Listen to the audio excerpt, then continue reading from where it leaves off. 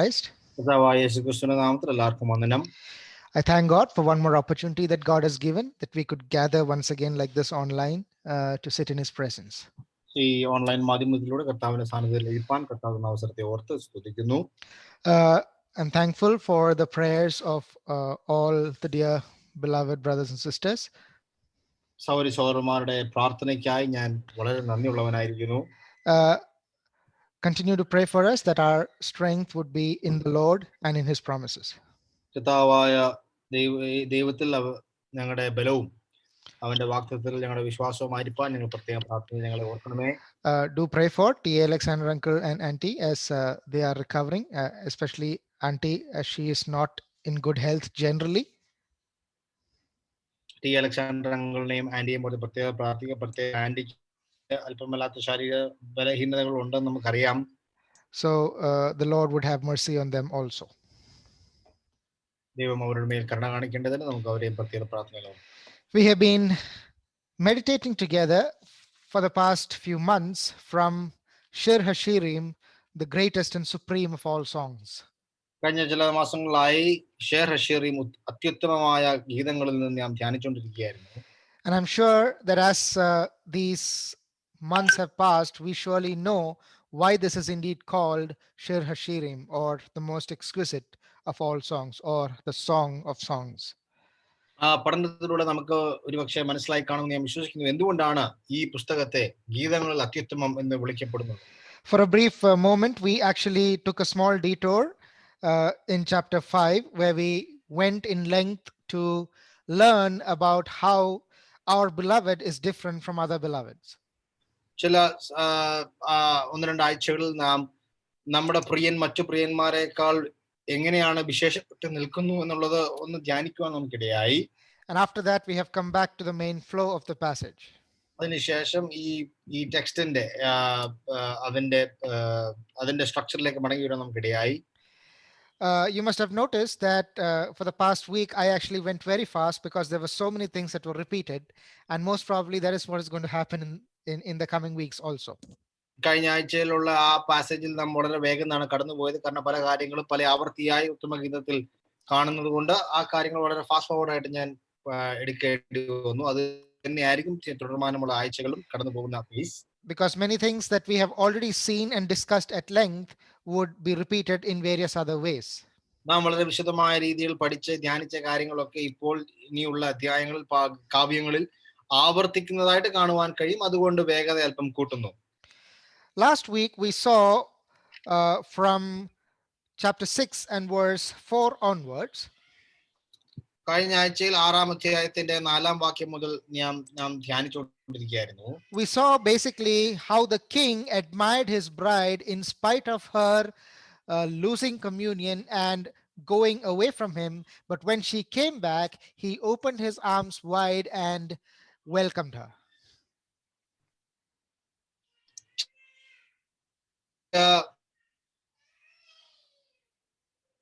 മണവാട്ടി മടങ്ങി വന്നപ്പോൾ മണവാളൻ വളരെ തുറന്ന കരങ്ങൾ കൊണ്ട് തുറന്ന ഹൃദയത്തോടെ തന്നെ വീണ്ടും സ്വീകരിക്കുകയും സ്നേഹിക്കുകയും ചെയ്യുന്നതെന്ന് കാണുവാൻ കഴിയും. And the first thing that he told her was, "Thou art beautiful, O my love," verse 4. അതിന്റെ 4-ാം വാക്യത്തിൽ മണവാളൻ തന്നോട് പറഞ്ഞ കാര്യം, നീ സർവാംഗ സുന്ദരി, നീ സുന്ദരി തന്നെ എന്നാണ് താൻ പറഞ്ഞിരിക്കുന്നത്. So the first thing that we saw in the response of the king towards her bride who has come back, the first thing that we saw that she is still loved. മടങ്ങി വന്ന ആ മണവാട്ടിയെ സംബന്ധിച്ചിടത്തോളം മണവാളന്റെ പ്രസ്താവനകൾ നമുക്ക് കാണുവാൻ കഴിയുന്നത്, മണവാട്ടി എത്ര വേർപെട്ട് നിന്നെന്ന് പറഞ്ഞാലും താൻ തുർസയെ പോലെ സൗന്ദര്യമുള്ളവൾ എന്ന് പറയുമ്പോൾ മണവാളൻ സ്നേഹിക്കുന്നു എന്നുള്ളതിന്റെ സൂചനയാണ്. There is no upbraiding, there is no criticism, there is no complaining about the temporary coldness that have come between them, but when she comes back, his thoughts towards her, she discovers, has not changed even a little bit. അവിടെ യാതൊരു കുറ്റപ്പെടുത്തലും യാതൊരു വിധമായ ശാസനയും ഇല്ലാതെ തന്നെ സ്വീകരിച്ച് സ്നേഹിക്കുന്ന മണവാളൻ. And we saw that on one side there was a fluctuating love of the bride, and on the other side there was a constant love of the beloved. സന്ദേഹിക്കുന്ന, അതായത് ചാഞ്ചാടിക്കൊണ്ടിരിക്കുന്ന ആ മണവാട്ടിയുടെ മനോഭാവം നാം കാണുമ്പോൾ സ്ഥിരമായി സ്നേഹിക്കുന്ന സ്ഥിരതയുള്ള മണവാളന്റെ സ്നേഹവും നമുക്ക് കാണുവാൻ കഴിയും. And then we saw that he compared her to Jerusalem and Tirzah, to her beauty. യെരുശലേം തിർസയും പട്ടണങ്ങളെ താരതമ്യം ചെയ്ത് താൻ മണവാട്ടി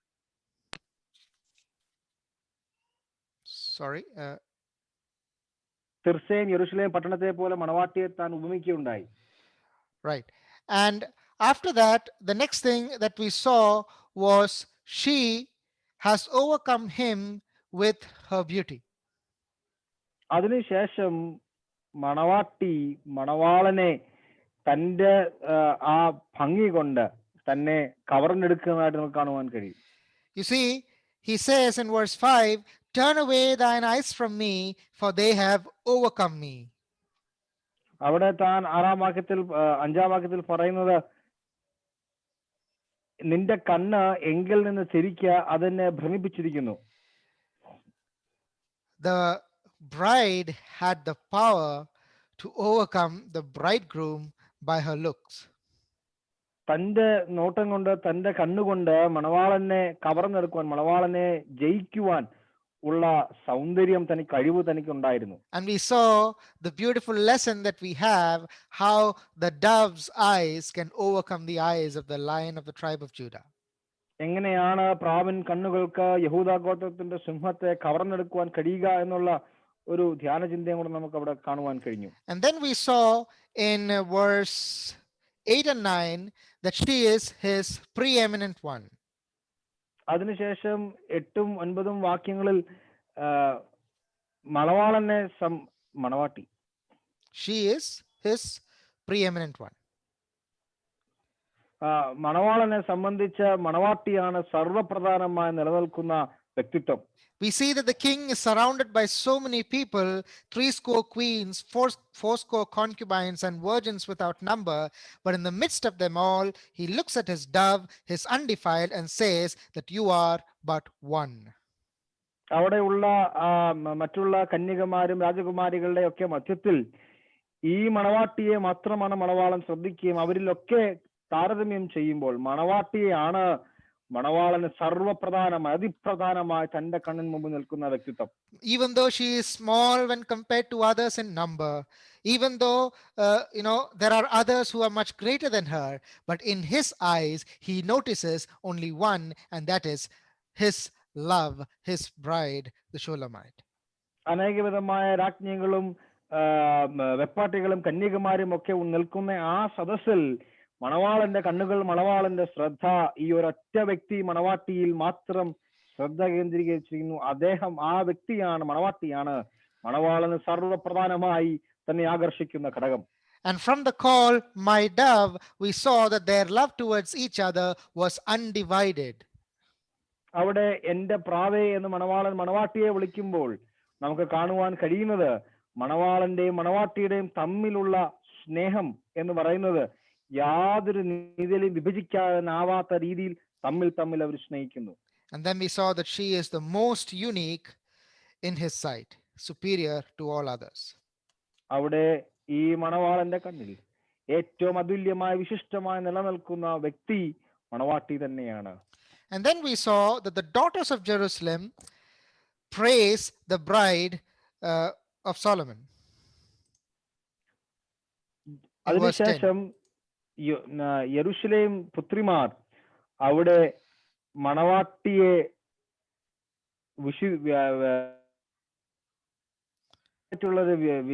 വിശദീകരണം അവിടെ കൊടുക്കുന്ന വിവർത്തനം അവിടെ കൊടുക്കുവാൻ കഴിയുന്നുണ്ട്. And we saw a fourfold metaphor that was used by the daughters of Jerusalem about the bride. അവിടെ മണവാട്ടിയെ സംബന്ധിച്ചുള്ള അവരുടെ ഭാഷയിൽ, അവരുടെ വിവർത്തനത്തിൽ 4 തരത്തിലുള്ള ആലങ്കാരിക ഭാഷ അവിടെ ഉപയോഗിച്ചിട്ടുണ്ട്. We saw that they said about her, "Who is this that looks like the dawn, who is fair as the moon, clear as the sun, and terrible as an army with banners?" അരുണോദയം പോലെ ശോഭയും ചന്ദ്രനെ പോലെ സൗന്ദര്യവും സൂര്യനെ പോലെ നിർമ്മലതയും കൊടികളോട് കൂടിയ സൈന്യം പോലെ ഭയങ്കരത്വവും നിറഞ്ഞ ഇവളാർ. And that is where we ended last week. ആ ചിന്തയോട് കൂടിയാണ് കഴിഞ്ഞ ആഴ്ച നമ്മുടെ ക്ലാസ് അവസാനിപ്പിച്ചത്. Now, as I go into the next section, starting from verse 11 all the way down to chapter 7 and verse 10, 11-ാം വാക്യം മുതൽ 7-ാം വാക്യം 10-ാം വാക്യം വരെ നാം ധ്യാനിക്കുമ്പോൾ, which begins the next idyll, അടുത്ത കാവ്യം ആരംഭിക്കുന്നത് 11-ാം വാക്യം മുതൽ 7-ാം അധ്യായത്തിന്റെ 10-ാം വാക്യം വരെ. I want to preface this by a small a disclaimer sort of. ഈ കാവ്യം നാം പഠിക്കുമ്പോൾ ആമുഖമായിട്ട് ഒരു ഡിസ്ക്ലെയിമർ ഞാൻ അവിടെ പറയുവാൻ ആഗ്രഹിക്കുന്നു. Now you would look, if you would refer different Bibles, if you would refer different commentaries or any books, you will see that the sections are divided variously. ചില പണ്ഡിതന്മാരുടെ പുസ്തകങ്ങളും കമന്ററികളും നാം ശ്രദ്ധിച്ചാൽ ഉത്തമഗീതത്തെ പല നിലയിലാണ് അവരതിനെ വിഭജിച്ച് പഠിച്ചിട്ടുള്ളത്. And this difference is more evident in this passage that we are going to see. ആ തരത്തിലുള്ള ആ ഡിഫറൻസസ് അല്ലെങ്കിൽ പല തരത്തിലുള്ള പഠന രീതികൾ ഈ പ്രത്യേകമായി എടുത്തിരിക്കുന്ന അടുത്ത കാവ്യത്തിൽ വളരെ പ്രത്യേകത എടുത്തു കാണുവാൻ കഴിയും. So if you interpret it in one way, you will find that it is more reasonable when you read it to start the idyll from verse 10 of verse 6 of chapter 6. You will find it more reasonable. Yeah, if you look at it in one angle, you will find it more reasonable to start from verse 10 to 7:10. 6-ാം അധ്യായത്തിന്റെ 10-ാം വാക്യം മുതൽ 7-ാം അധ്യായത്തിന്റെ 10-ാം വാക്യം വരെ അതൊരു ചെറിയ കാവ്യമായിട്ട് നാം അതിനെ വിഭജിച്ച് നാം അങ്ങനെ പഠിച്ചാൽ അതൊരു ഉചിതമായ ഒരു വിവർത്തനം അല്ലെങ്കിൽ ഒരു വിഭജിക്കലാണെന്ന് നമുക്ക് മനസ്സിലാകും. And then in another viewpoint, we will see that 11 to 7:10 makes more sense. 6:11 to 7:10 makes more sense to have as a. എന്നാൽ വേറൊരു കാഴ്ചപ്പാടിൽ 6-ാം അധ്യായത്തിന്റെ 11-ാം വാക്യം മുതൽ 7-ാം അധ്യായത്തിന്റെ 10-ാം വാക്യം വരെയാണ് ആ ചെറിയ കാവ്യം നിലനിൽക്കുന്നു എന്നുള്ളത് വേറൊരു നിലപാടിലേക്ക് അതങ്ങനെയും പഠിക്കാൻ കഴിയും. In some other outlines you will find that the idyll number 5 begins at 6 and verse 4. എന്നാൽ ചെറിയ കമന്ററികളിൽ ഈ അടുത്ത കാവ്യം ആരംഭിക്കുന്നത് 6-ാം അധ്യായത്തിന് 5-ാം വാക്യം മുതലാണെന്ന് ചിലർ പരാമർശിച്ചിട്ടുണ്ട്. So none of this is actually wrong. All of this can be correct at the same time, and these sections are only for ease in studying. ഇത് എല്ലാം ശരിയാകാം. ഇത് പഠന രീതിക്ക് വേണ്ടി ഓരോരുത്തരും ഓരോ നിലയിലും ഓരോ കാലഘട്ടങ്ങളും വിഭജിച്ചിട്ടേ ഉള്ളൂ എന്നുള്ളത് അങ്ങനെ നിലകൊള്ളുന്നു. And the section that we're going to study is one of the most difficult sections of Song of Songs.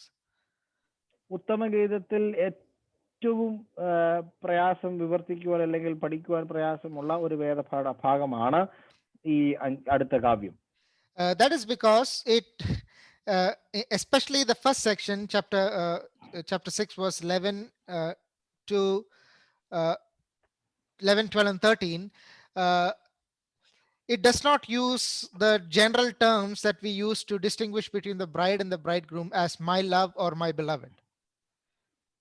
കാരണം ഈ 11 മുതലുള്ള വാക്യങ്ങളിൽ മണവാട്ടിയും മണവാളനും സാധാരണമായി അങ്ങോട്ടും ഇങ്ങോട്ടും അവരെ അഭിസംബോധന ചെയ്യുന്ന പ്രയോഗങ്ങളല്ല നാം അവിടെ കാണുന്നത്. സാധാരണമായി നാം കാണുന്ന പ്രയോഗങ്ങൾ പ്രാവേ, എന്റെ സുന്ദരി എന്നൊക്കെയാണ് നാം അവിടെ കാണുന്നത്. And that is very difficult to determine who the speaker is. അങ്ങനെ പറയുമ്പോൾ സംസാരിക്കുന്ന വ്യക്തി, പരാമർശിക്കുന്ന വ്യക്തി ആരാണെന്ന് ഐഡന്റിഫൈ ചെയ്യുവാൻ, കണ്ടുപിടിക്കുവാൻ അല്പം പ്രയാസമാണ്. And not just that, we have some massive translation issues here that even the greatest minds have struggled with. എന്നാൽ അത് മാത്രമല്ല, ഇവിടെയുള്ള അടുത്തുള്ള ഭാഗത്തിൽ വന്നിരിക്കുന്ന ചില ട്രാൻസ്ലേഷനിൽ വന്നിരിക്കുന്ന ചില പ്രയാസങ്ങൾ മുഖാന്തരം അത് വളരെ പ്രയാസമേറിയ ഒരു ഭാഗമാണെന്ന് ആളുകൾ വേദപണ്ഡിതന്മാർ കരുതുന്നു. And different translations are so different that some of the modern critics say that this text is corrupted. ചില ആളുകൾ പറയുന്നത് ഈ ട്രാൻസ്ലേഷൻ വളരെ തെറ്റിപ്പോയി, അതുകൊണ്ട് ഇത് കറപ്റ്റായി പോയി എന്ന് ചില ആളുകൾ പരാമർശിക്കുന്നു. So even if you look at the English Bible and the Malayalam Bible, or if you look at King James and ESV and things like that, you will find actually it to be more different than other passages which have different translations which still give you the same meaning. എന്നാൽ മലയാളത്തിലും ഇംഗ്ലീഷിലും നാം നോക്കുമ്പോഴേയും അവിടെയും ചില വ്യത്യാസങ്ങൾ നമുക്ക് കാണുവാൻ കഴിയും മറ്റുള്ള ട്രാൻസ്ലേഷൻ മറ്റുള്ള ഭാഷകളെയും സംബന്ധിച്ച് നോക്കുമ്പോൾ.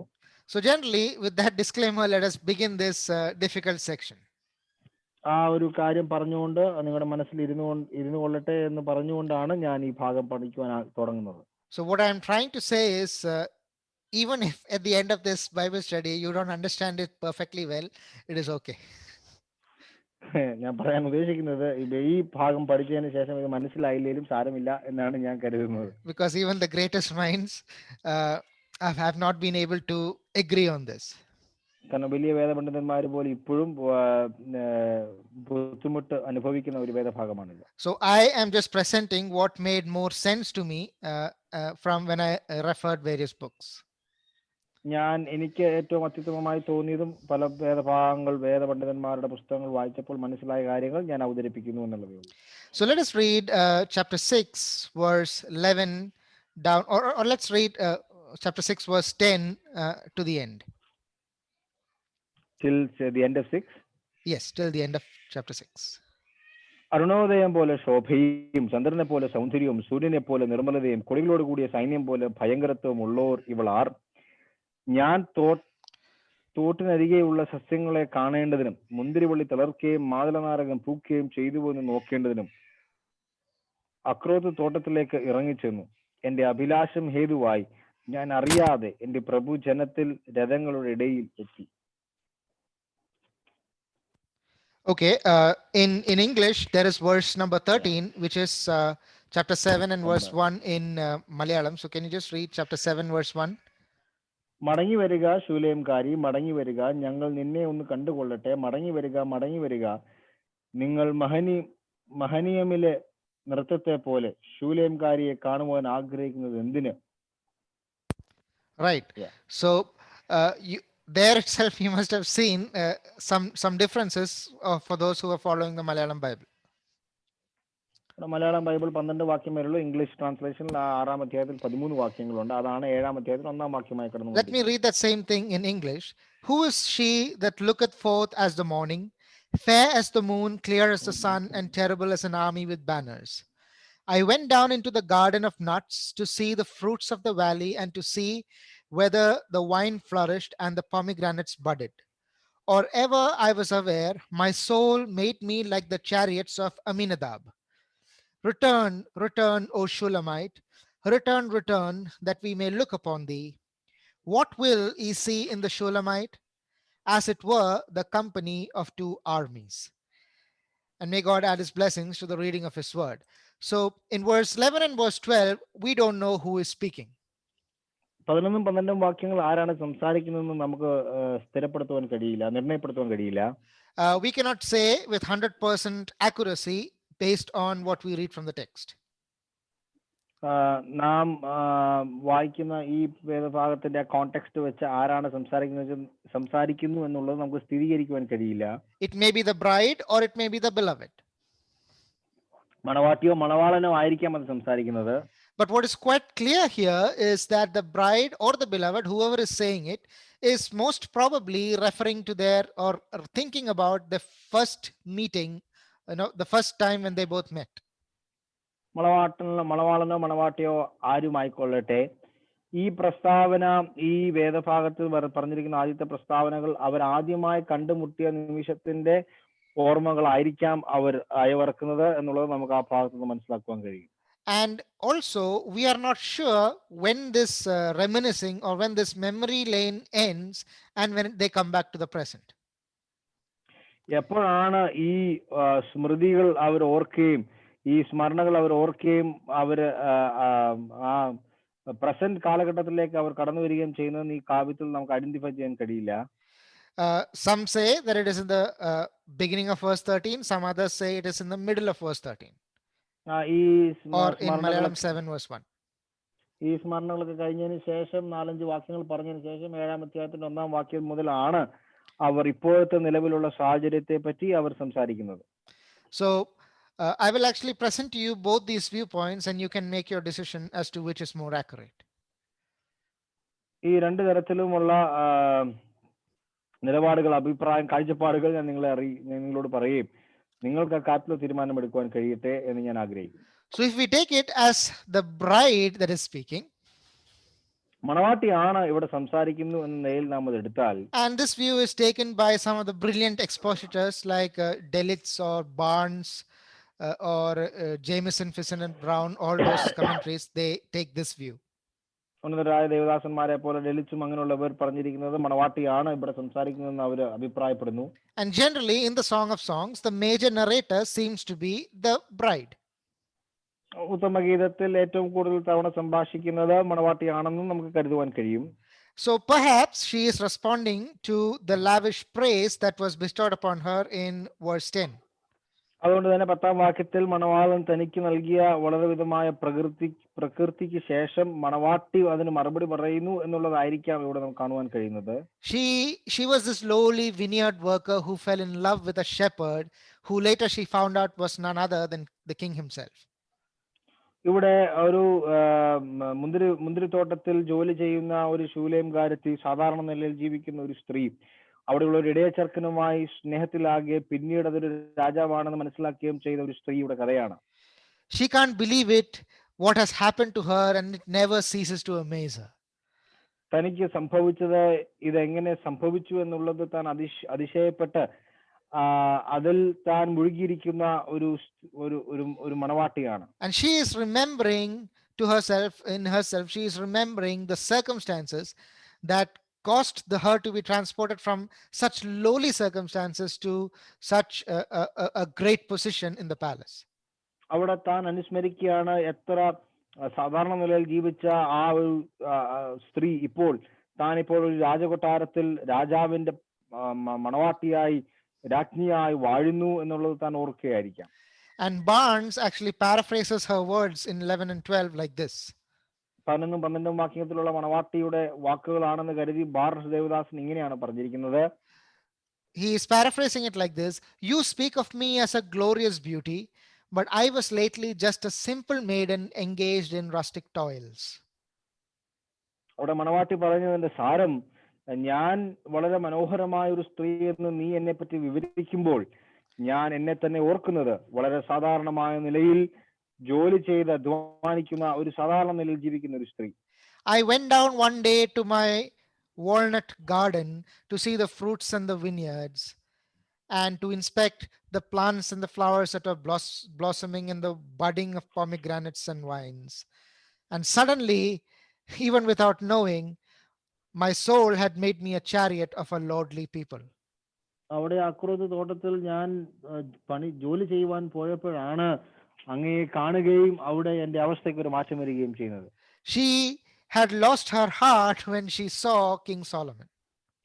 തന്റെ ഹൃദയം വിഴുങ്ങിപ്പോകുന്ന ഒരു പ്രസ്താവന പോലെയാണ് താൻ തന്റെ മണവാളനായ ശലോമോനെ കണ്ടപ്പോൾ. She one day went down to her quiet garden life to occupy herself with the usual labors and enjoyment of her garden. അവിടെ തന്റെ സ്ഥിരമായി ഉള്ള തന്റെ എല്ലാ ദിവസത്തെ പതിവ് പോലെ തന്നെ താൻ തോട്ടത്തിൽ പോയി തന്റെ ജോലിയിൽ മുഴുകുകയായിരുന്നു. അങ്ങനെ ചെയ്യുന്ന ഒരു സ്ത്രീ. And unwittingly she suddenly found herself between the royal chariots and the retinue of nobles and King Solomon with her. എന്നാൽ അതിനൊക്കെ ശേഷം താൻ ഓർക്കുകയാണ് എങ്ങനെയാണ് താൻ മണവാളന്റെ മധ്യ വലിയ രാജകീയ പ്രൗഢിയോടുകൂടെ താൻ നിൽക്കുന്നത്. So she came to see her gardens, and suddenly when she was there she encountered the royal chariots of King Solomon. അവിടെ താൻ പതിവ് പോലെ ഉദ്യോഗത്തിനായി പോയപ്പോൾ അവിടെ താൻ ഓർക്കാതെ താൻ അറിയാതെ തന്നെ ഒരു വലിയ രാജകീയ സൈന്യം തന്നെ തന്റെ മുമ്പിൽ നിൽക്കുന്നതായി കാണുവാൻ കഴിഞ്ഞു. And the moment her beloved approached, she was carried away. Her soul was as in a swift chariot. അവിടെ Verse 12. അവിടെ തന്റെ മണവാളനെ താൻ കണ്ടപ്പോൾ താൻ ആ പ്രഭുജനത്തിന്റെ രഥങ്ങളുടെ ഇടയിൽ താൻ എത്തി നിൽക്കുമ്പോൾ തന്റെ ആ മനസ്സ് തന്നോടുള്ള സ്നേഹവും തന്നോടുള്ള ആകർഷണവുമായി നിലനിൽക്കുന്നു. So that is what can you read Malayalam once again? എന്റെ അഭിലാഷം ഹേതുവായി ഞാൻ അറിയാതെ എന്റെ പ്രഭുജനത്തിന്റെ രഥങ്ങളുടെ ഇടയിൽ എത്തി. Yeah. So in English, it is like this: or ever I was aware, or rather unwittingly, my soul made me like the chariots of Aminadab. All right. So the difference is it was a very swift chariot, and basically the idea is that her heart began racing and sort of love at first sight sort of thing. അവിടെ തന്റെ ഹൃദയമിടിപ്പ് കൂടുകയും മണവാളനെ കണ്ടപ്പോൾ തന്നെ തനിക്ക് സ്നേഹം തോന്നുകയും മണവാളനോട് ആത്മാവിൽ ചേരുകയും ചെയ്ത ഒരു അവസ്ഥയാണ് താൻ അവിടെ പറയുന്നത്. And that was the beginning of their love relationship. അവിടെയാണ് അവരുടെ ആ സ്നേഹബന്ധം പൂവണിയുന്നതും ആരംഭിക്കുന്നതും. And she was so startled that she started running away, and that is where we come to the next one: return, O Shulamite. ആ സ്നേഹം തനിക്ക് വളരെ അധികമായപ്പോൾ താൻ അവിടെ നിന്ന് ഓടിപ്പോകുന്ന പോലത്തെ ഒരു ഒരു ഒരു ഒരു ഒരു ഒരു ഫീലിംഗ് തനിക്ക് ഉണ്ടാകുകയും അതിനാണ് മണവാളൻ തന്നെ മടങ്ങി വരിക എന്ന് വിളിക്കുന്നത്. Okay, right. I think there is a small translation problem. Let me try to say it again.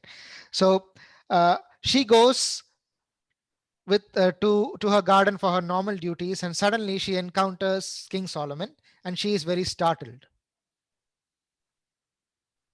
താൻ അവിടെ പറഞ്ഞതിന്റെ കാരണം താൻ അവിടെ തന്റെ തോട്ടത്തിൽ കടന്നുപോയി സാധാരണമായ നിലയിൽ പതിവ് പോലെ താൻ പോയി. എന്നാൽ രാജാവായ ശലോമോനെ കണ്ടപ്പോൾ താൻ അതിശയിച്ചു പോയി. And her that startled, that feeling was as if my soul made me like the chariots of Aminadab, as in inside her heart started racing and pounding. അവിടെ തന്റെ ഹൃദയത്തിന്റെ നിലവാരം താൻ പറയാണ്, ഞാൻ അറിയാതെ എന്റെ പ്രഭുജനത്തിന്റെ രഥങ്ങളുടെ ഇടയിൽ ഞാൻ എത്തിപ്പോയി. And then, because of being startled like that, she goes away because she never expected to see the king there.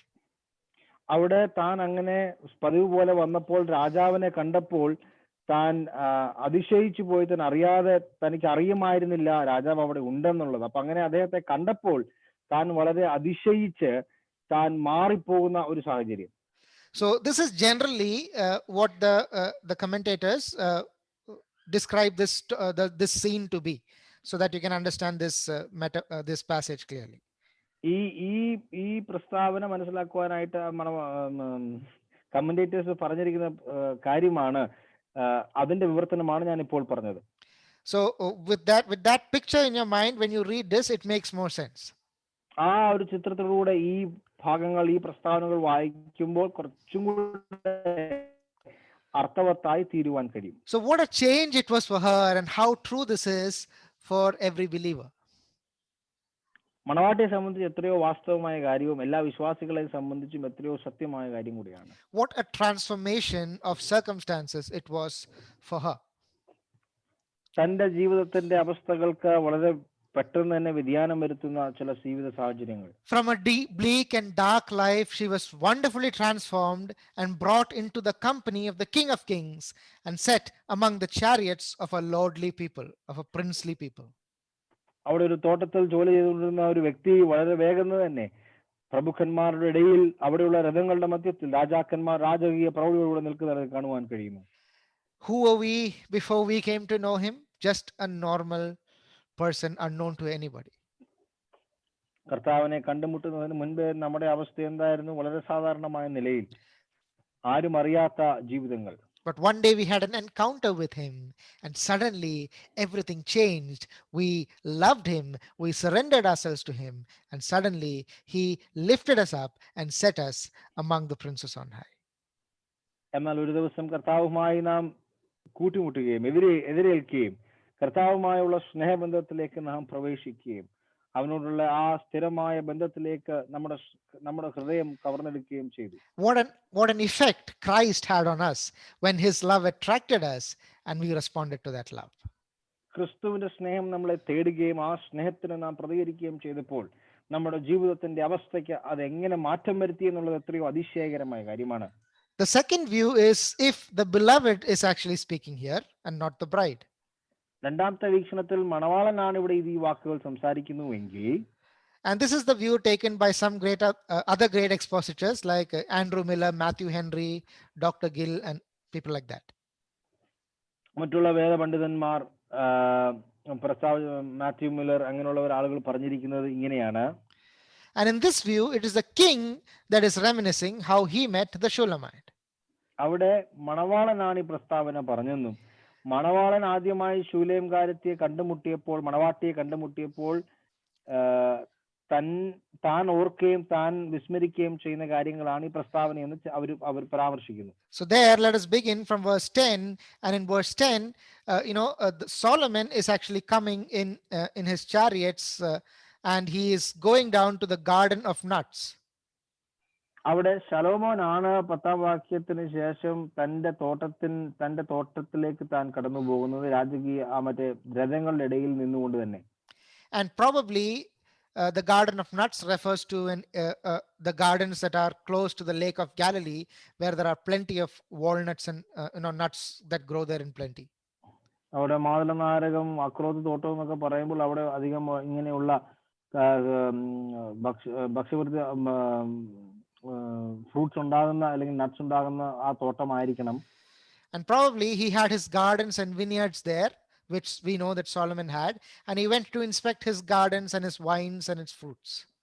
അവിടെ ആയിരിക്കും തന്റെ മുന്തിരിത്തോട്ടങ്ങളും തന്റെ തോട്ടങ്ങളും ഒക്കെ തനിക്ക് അവിടെ സ്ഥിതി ചെയ്യുന്നത്. അവിടെ ആയിരിക്കും താൻ അതിനെ കാണുവാനും വീക്ഷിക്കുവാനായിട്ട് കടന്നുപോയത്. And there, when he was there, he unexpectedly saw this woman.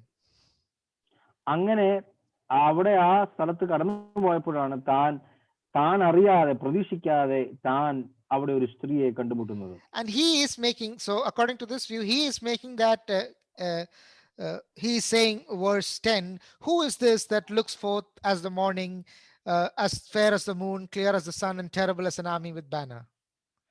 അവിടെയാണ് താൻ ചോദിക്കുന്നത്, അരുണോദയം പോലെ ശോഭയും ചന്ദ്രനെ പോലെ സൗന്ദര്യവും സൂര്യനെ പോലെ നിർമ്മലതയും കൊടികളോട് കൂടിയ സൈന്യം പോലെ ഭയങ്കരത്വമുള്ള ഒരുപാട്. And then again verse 12, it is his heart that is pounding.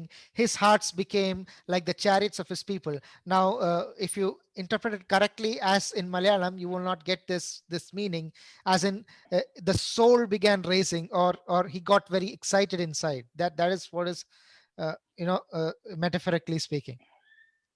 അവിടെ ആ മണവാട്ടിയെ കണ്ടപ്പോൾ അപ്രതീക്ഷിതമായ നിലയിൽ അവിടെ ഒരു സ്ത്രീയെ കണ്ടപ്പോൾ ആ സ്ത്രീയോട് സ്നേഹം തോന്നുകയും തന്റെ ഹൃദയത്തിന് ഇടുപ്പ് കൂടുകയും അല്ലെങ്കിൽ തന്റെ മനസ്സിൽ ഒരു ആകർഷണം തോന്നുകയും സ്നേഹം തോന്നുകയും തന്റെ ആത്മാവിൽ ഒരു പരിഭ്രാന്തി പോലത്തെ ഒരു ഫീലിംഗ് തനിക്ക് ഉണ്ടാകുകയും ചെയ്തു.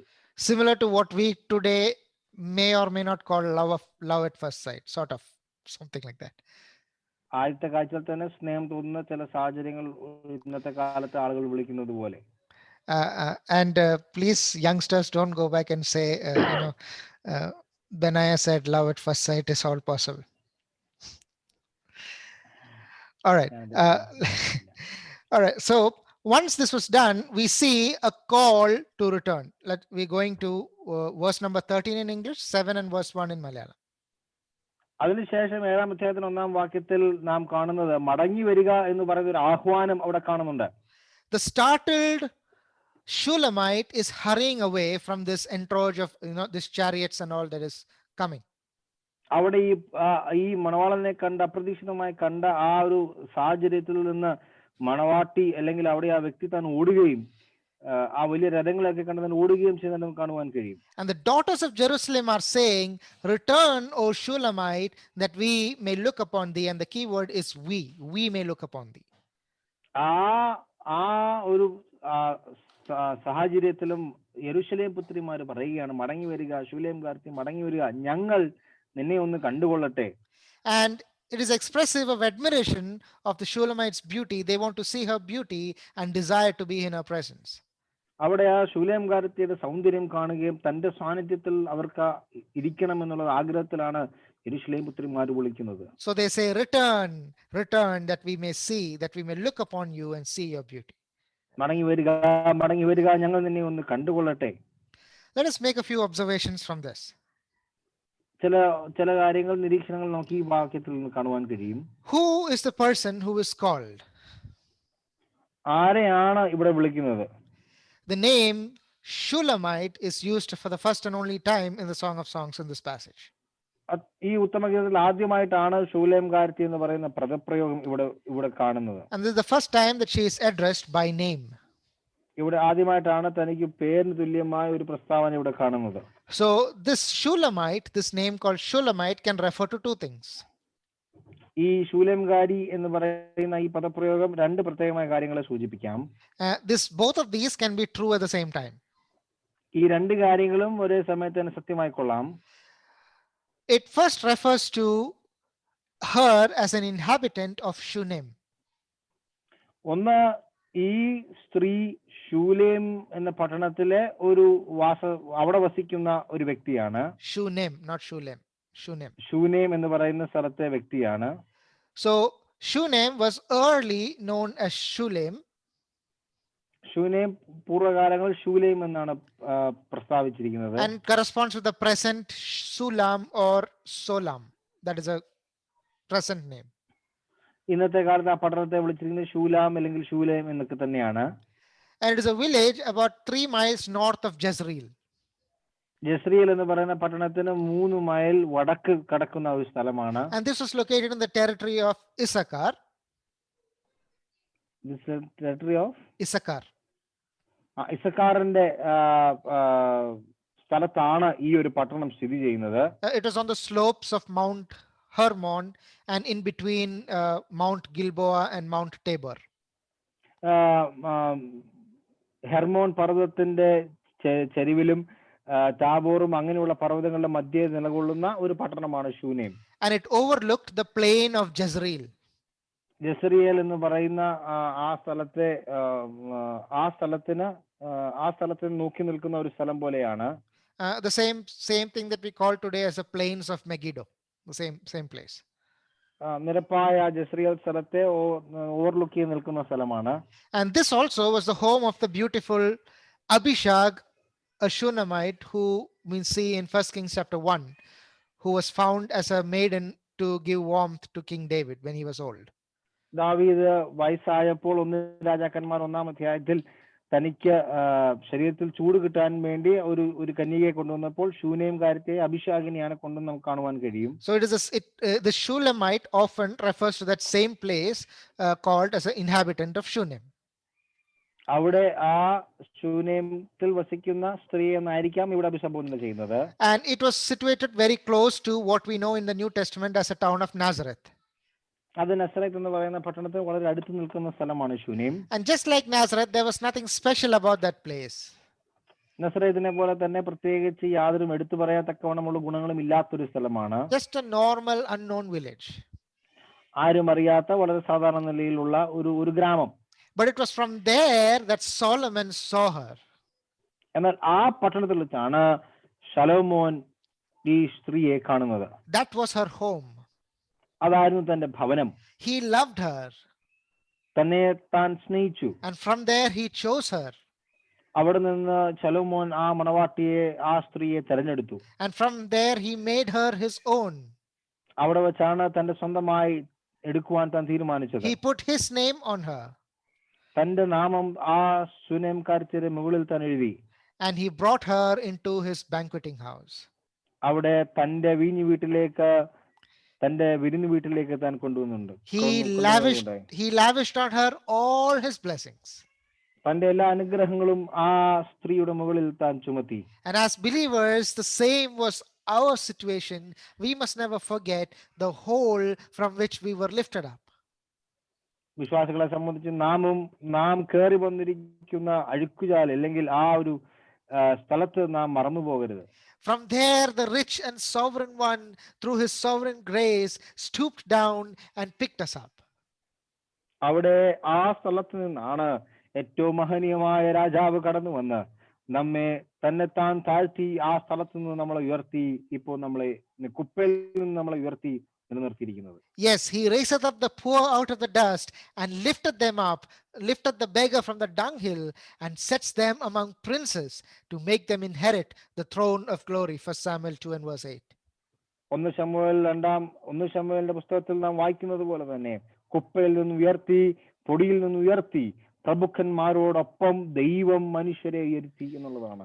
Oh, just a nobody, an inhabitant of a town called Shunem, she has been made into the bride of the king of Israel.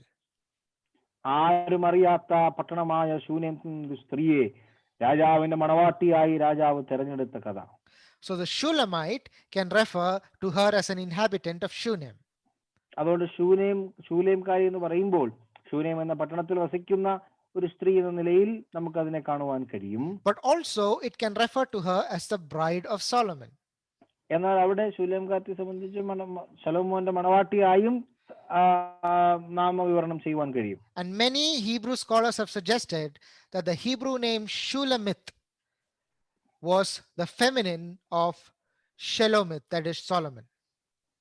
അനേക വേദപണ്ഡിതന്മാർ, എബ്രായ പണ്ഡിതന്മാർ പറഞ്ഞിരിക്കുന്നത് ശൂലേം കാരത്തി എന്ന് പറയുന്ന പദപ്രയോഗം ശലോമോനിന്റെ സ്ത്രീലിംഗത്തിൽ പറയുന്ന പ്രയോഗമാണ് ശൂലേം കാരത്തി. Just like if you have Michael in the masculine gender, the corresponding feminine is Michelle. Michael എന്ന് പറയുന്ന പുരുഷ പേരിൽ സ്ത്രീലിംഗത്തിന് അതിന് പേര് വന്നാൽ മിഷേൽ എന്ന് പ്രസ്താവിക്കപ്പെടും. Similarly, Solomon and Shulamite. അതുപോലെ തന്നെ ശലോമോനും ശൂലേം കാരത്തിയും എന്ന് പറയുന്നത് എബ്രായ ഭാഷയിൽ അങ്ങനെ തന്നെയാണ് എന്നുള്ളത് പല പണ്ഡിതന്മാരും പ്രസ്താവിക്കുന്നു. She is the bride of Solomon and she is named after her beloved.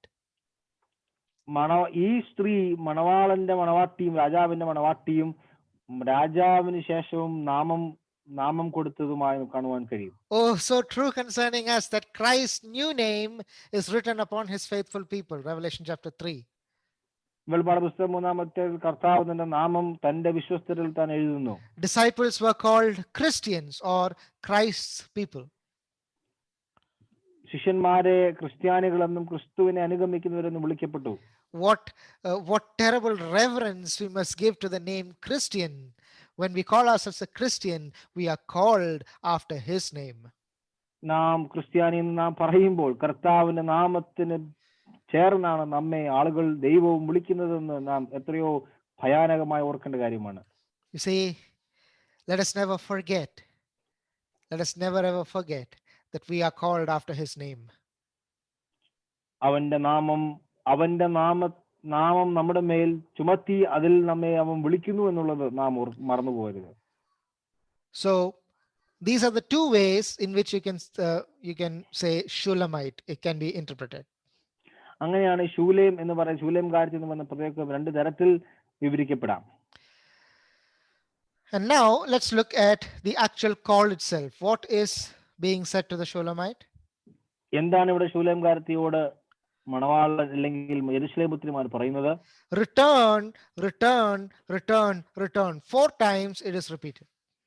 4 തവണ എടുത്തു പറയുന്ന പദപ്രയോഗം മടങ്ങി വരിക എന്നുള്ളതാണ്. And this call as addressed to the Shulamite is not merely applicable to Solomon's first meeting. When we have gone through the previous chapters of Solomon of the Song of Songs, we know that it was very appropriate later also.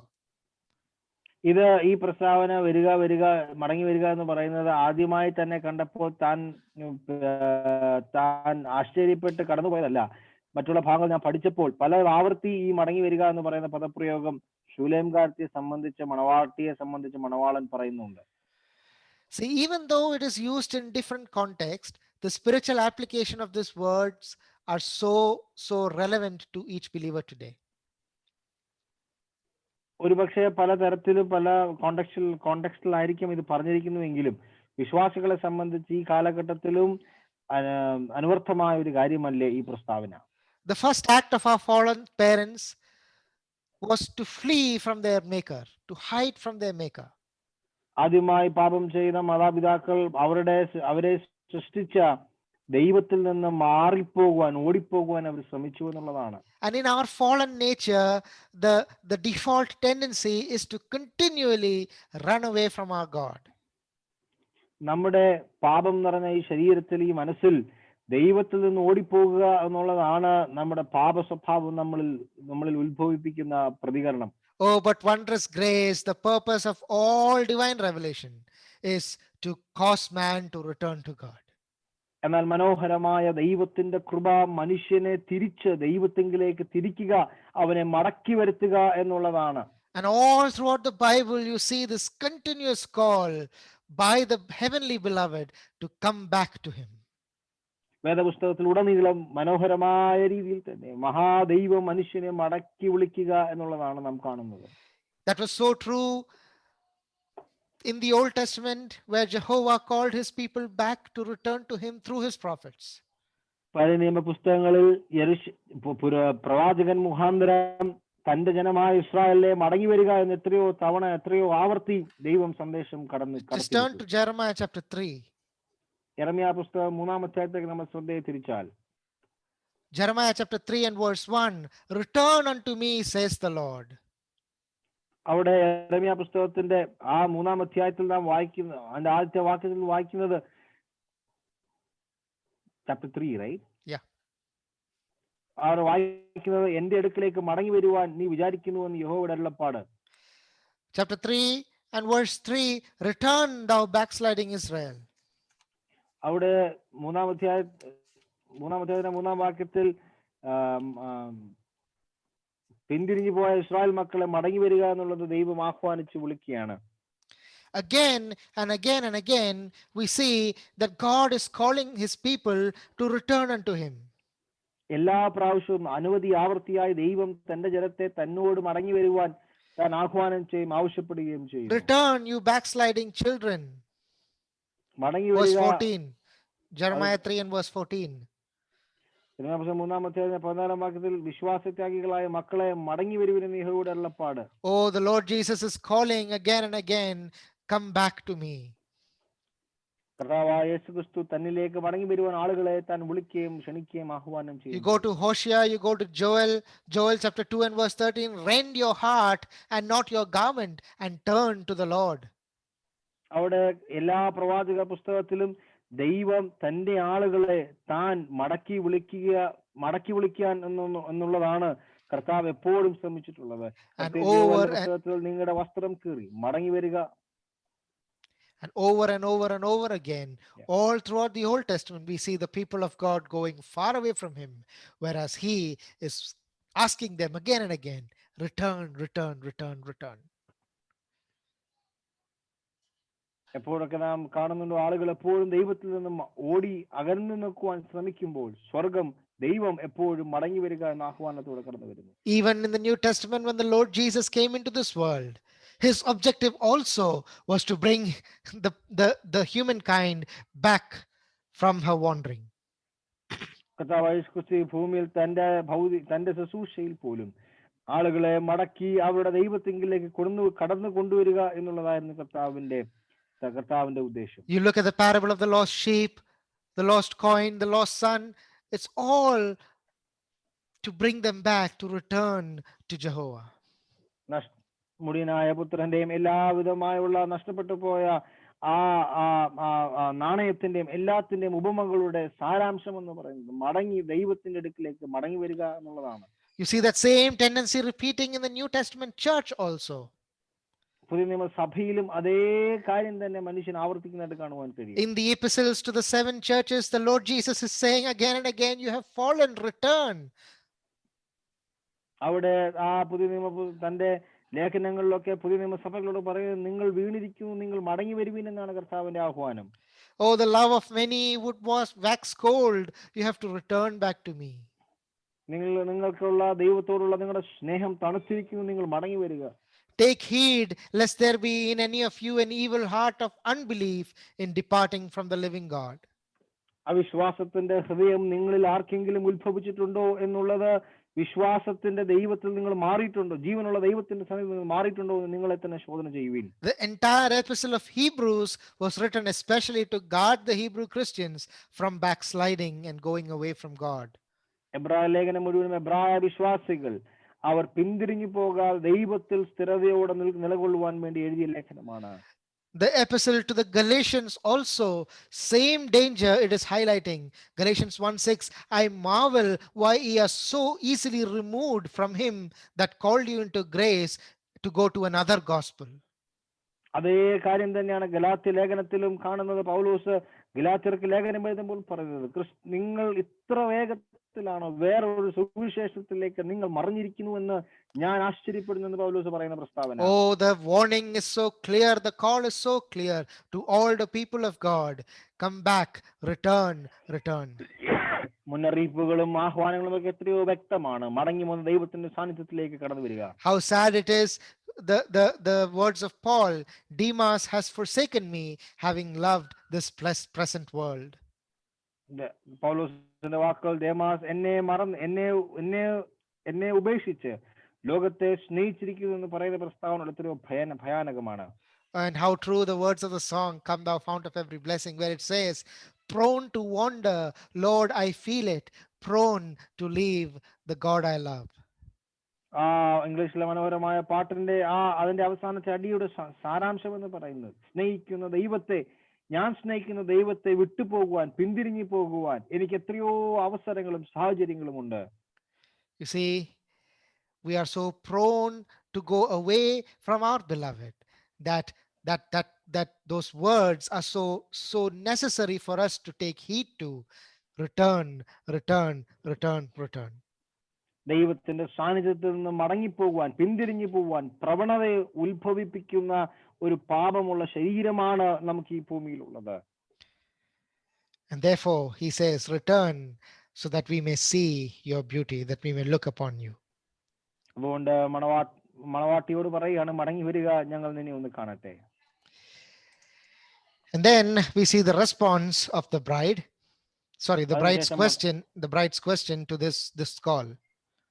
ഈ ആഹ്വാനത്തിന് മണവാട്ടിയുടെ ചോദ്യവും തന്റെ പ്രതികരണവും നാം പിന്നീട് കാണുന്നു. And the question is, what will he see in the Shulamite? Now that is a little bit confusing in Malayalam, but nevertheless, let's just read that in Malayalam. പ്രഭു കുമാരി ചേരിപ്പെട്ടിരിക്കുന്ന നിന്റെ കാൽ എത്ര മനോഹരം. No, the verse before that. നിങ്ങൾ മഹനീമിലെ നൃത്തത്തെ പോലെ ശൂലേംകാർത്തിയെ കാണുവാൻ ആഗ്രഹിക്കുന്നത് എന്തിന്? Yes. So this is again a very difficult to explain because it's entirely two different meanings in English and Malayalam. Okay. So the question that is asked in English is, what will he see in the Shulamite?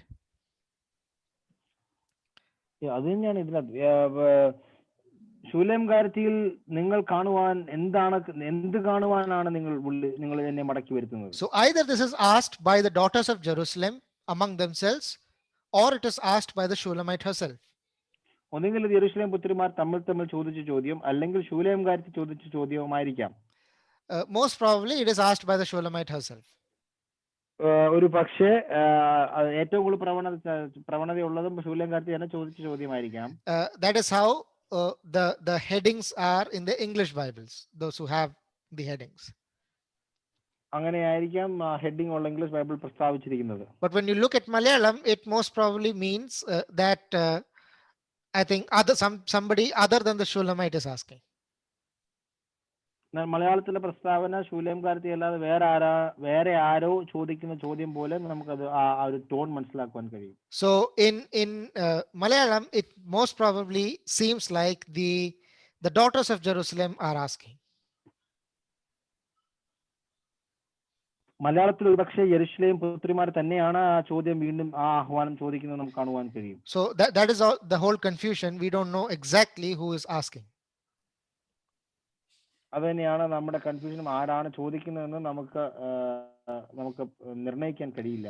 So whatever it is what is so special in the Shulamite? എന്താണ് ശൂലേംകാരത്തിയിലുള്ള ആ പ്രത്യേകത എന്ന് നമുക്ക് കാണുവാൻ കഴിയും.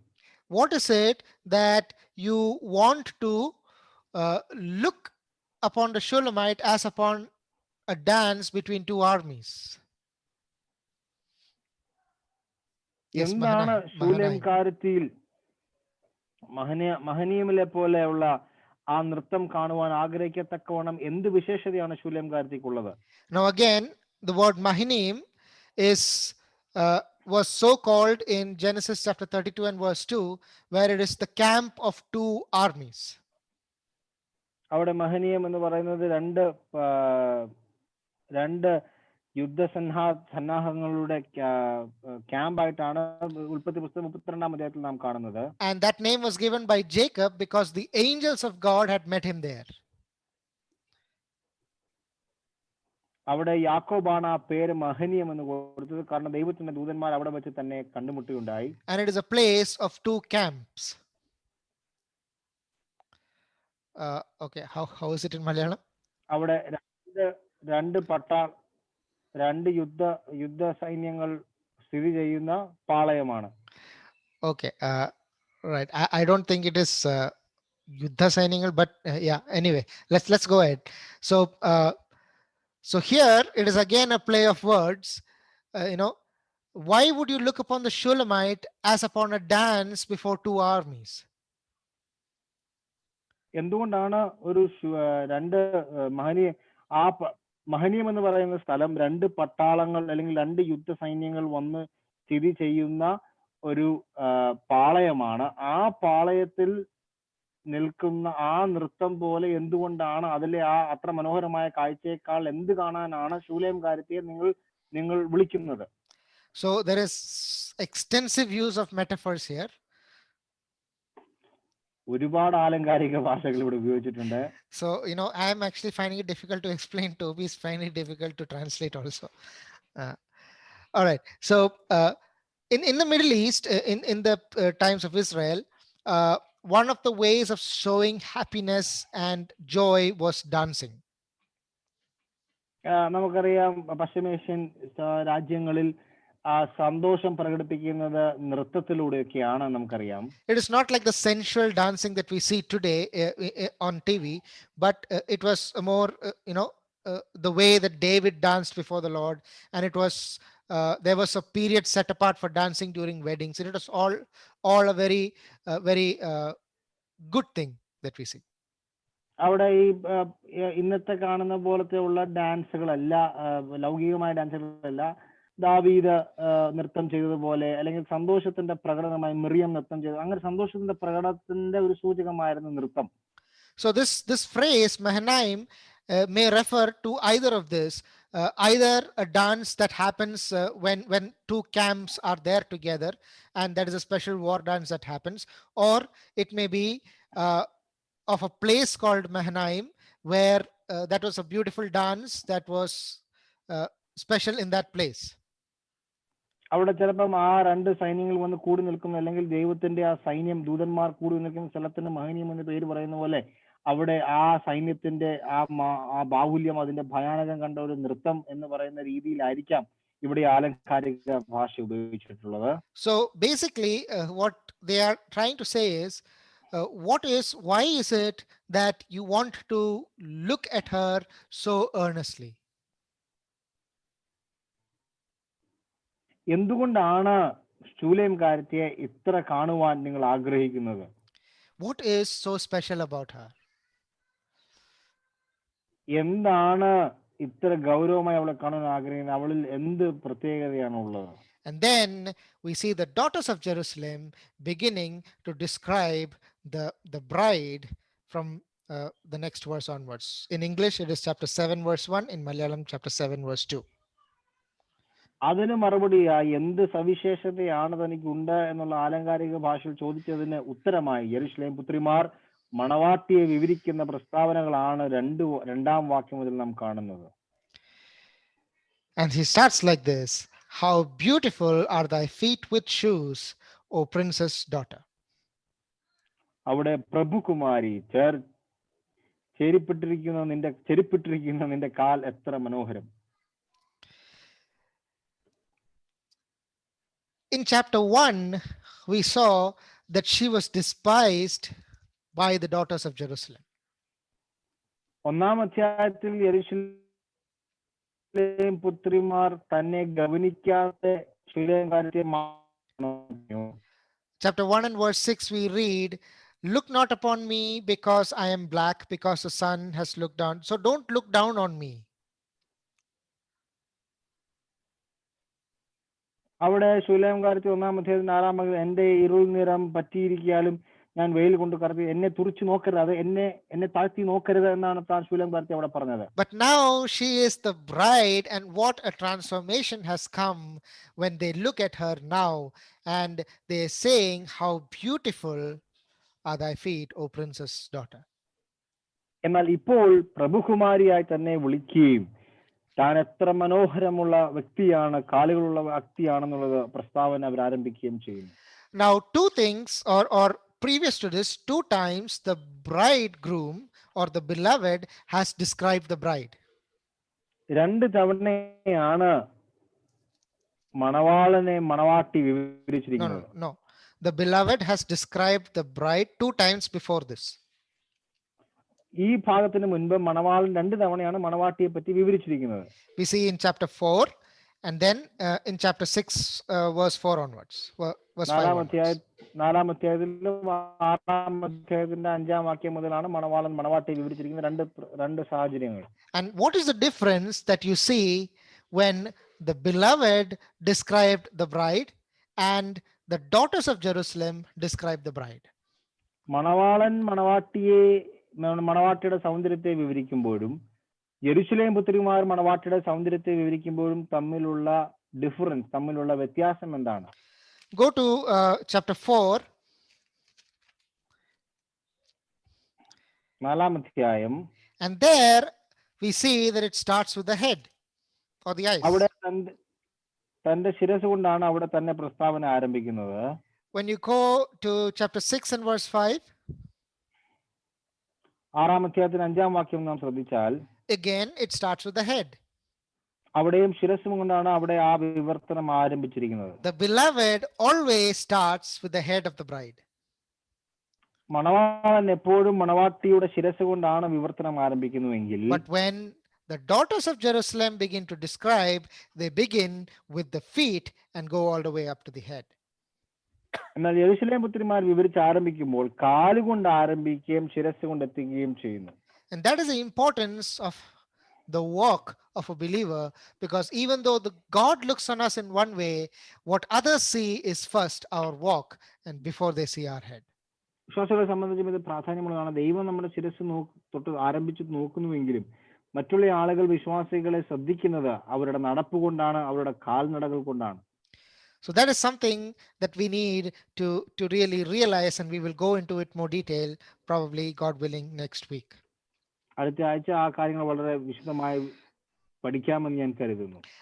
I know that today's class was a little bit confusing to everybody. അല്പം ബുദ്ധിമുട്ട് അല്ലെങ്കിൽ കൺഫ്യൂസിംഗ് ആയിരുന്നു എന്ന് ഞാൻ കരുതുന്നു. Because it was very confusing to me also. കാരണം എന്നെയും കുഴപ്പത്തിലാക്കിയ ചില ഭാഗങ്ങളാണിത്. And some things are very difficult to reconcile between the different translations. ചില ട്രാൻസ്ലേഷൻ തമ്മിൽ ആ ചിന്താക്കുഴപ്പങ്ങൾ ഉള്ളത് കൊണ്ട് അത് റെക്കൺസൈൽ ചെയ്യാനും അത് കണ്ടുപിടിക്കാനും അല്പം ബുദ്ധിമുട്ടാണ്. But I hope that we have got a vague context at least, or the description of the background scene at least of what was happening there. എന്നിരുന്നാൽ തന്നെയും ഇതിന്റെ ഒരു സന്ദർഭം, ഇതിന്റെ ഒരു സാഹചര്യ പശ്ചാത്തലമൊക്കെ മനസ്സിലാക്കുവാൻ കഴിഞ്ഞു എന്ന് ഞാൻ വിശ്വസിക്കുന്നു. And generally, since so many different metaphors are used, it is very difficult to say this is the one and only meaning. എന്നാൽ പല രീതിയിലുള്ള ആലങ്കാരിക ഭാഷകൾ ഉപയോഗിച്ചുകൊണ്ട് ഇത് തന്നെയാണ് അതിന്റെ അർത്ഥമെന്ന് പറയുവാനും നമുക്ക് കഴിയില്ല. So I would refer it to your further personal study. അതുകൊണ്ട് നിങ്ങളുടെ വ്യക്തിപരമായ പഠനത്തിനായി ഞാൻ അത് വിടുന്നു. However, the applications, the lessons that we have are still very valid and personal to each of us. ആ പാഠങ്ങൾ നമുക്ക് വിലയേറിയതും നമ്മുടെ വ്യക്തിപരമായ ജീവിതത്തെ സഹായിക്കുന്നതുമായി തീരട്ടെ എന്ന് ഞാൻ കരുതുന്നു. May God bless these words to our hearts this evening. ഈ വചനങ്ങളാൽ ദൈവം നമ്മുടെ ഹൃദയങ്ങളെ സഹായിക്കുമാറാകട്ടെ. May His name be glorified. അവരുടെ നാമം വാഴ്ത്തപ്പെടുമാറാകട്ടെ.